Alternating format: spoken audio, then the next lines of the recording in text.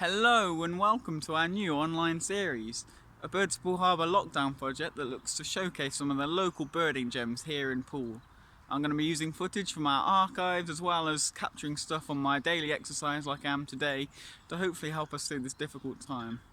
I'm here today at a very chilly Poole Park. I'm not sure if you can just see behind me here. Let's figure out what my hand is. We've got all these black-headed gulls and herring gulls. They're actually standing on the ice at the moment, it's that cold.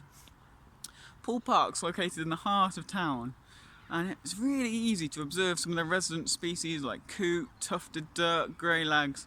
But if we take a little closer look now, I'm sure you'll be surprised at the amount of wildlife that's available here.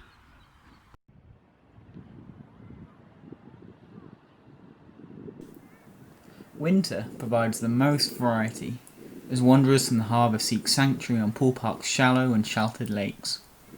Each winter, between 5 and 10, red-breasted merganser frequent the main boating lake, along with several goldeneye. It's certainly worth keeping an eye out for scorp, goosander and smew during periods of cold weather.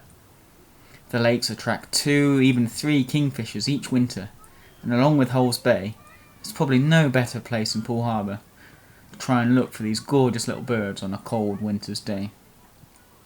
Little grebe are regular during the winter, and the occasional great northern diver may venture onto the main boating lake after a storm. Recent rarities have included long-billed dowitcher, lesser scorp, ring-necked duck, Iceland gull, and this ring-billed gull. So I've just made it round to the southern side of the lake, walked past a big group of tufted duck, but I couldn't see any goldeneye just yet. And I'm standing near the sluice gate just over here, and it's really that gate is really important for managing the water levels here in the lakes. You may remember a few winters ago the lakes were drained during the winter, and that was to dredge out all the sediment that had built up, and they used that to actually build some more islands to benefit wildlife, and that's seen an increase in gulls, waders, even terns. So all this exposed mud that when they release all the water basically unlocks a loaded buffet for all these waders to exploit. It's full of worms and other invertebrates that they can munch on. We would love to see these lakes drain more regularly during the winter. However, it's my understanding that the sluice gate doesn't provide the precise management to control the water levels here, which is a real shame because we'd love to see more waders supported here in the heart of town throughout the winter months. Greylag geese can be encountered at Poole Park throughout the year. However, numbers fluctuate through the seasons. After a substantial absence during the winter, birds begin to arrive back at Poole Park in March, with numbers then building through April. The flock then split off to breed at Brownsea Island and the park itself, and come June, post-breeding, birds return to the park to molt.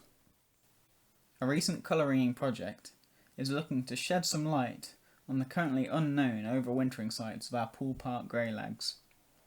In the past 2 years, 93 greylags have been colour-ringed, and an impressive 1,200 re-sightings were reported in 2020 alone. Unsurprisingly, regular overwintering sites have included Longham Lakes, Swineham Gravel Pits, and the Froome Valley. However, the furthest recovery was reported over the county border in Hampshire. So when out birding, please report any colour-ring greylags to the project, such as U017, photographed here by Birds of Poole Harbour legendary volunteer Dorothy. You can pass on your greylag sightings to us, and we'll be sure to submit them to the project. So I've just passed under the subway and joined Beta Park. When visiting this open recreational field and watching the vast open water here behind me, understanding the state of the tide is hugely important. A high tide in the winter sees loads of waders using this as a roosting and feeding site. It's great for seeing and getting close comparisons of black-tailed and bar-tailed godwit here, as well as quite large flocks of dark-bellied brent geese. We can see up to 100 birds, typically 50 to 100 size flock, feeding on these fields, which is just incredible. And when you get really cold snaps, that's when you might even encounter something like a golden plover, which is a bird really difficult to get onto here in Poole Harbour. But not only understanding the tides, just timing it during the day is really important as well. Best to visit first thing in the morning before the site gets too busy and birds sadly get moved off and start feeding elsewhere. It's also been an amazing recent discovery that jack snipe feed here during the night. So you can just see behind me, I'm not sure if you can make out some of these pools here. There's a lot of standing water, they get very waterlogged, and at night the jack snipe just absolutely love it. And in partnership with Sparrow Ringing Group, we've come out here, we've surveyed these fields at night and found that the snipe, jack snipe, dunlin, ring plover all feeding out here at night, which is just hugely important and amazing to think these recreational grounds are home to some secret feeding nighttime foragers. I've now moved on from the playing fields and joined the cycle path that runs along Parkstone Bay shoreline, connecting Whitecliff with Poole Town. Even from Beta Car Park, the large panoramic views offer easy birding opportunities across the open water. Open water species such as goldeneye, red-breasted merganser, great-crested grebe, and even this great northern diver are relatively easy to observe between November and February. Scarcer visitors such as smew, Slavonian grebe and black-throated diver are also worth keeping an eye out for.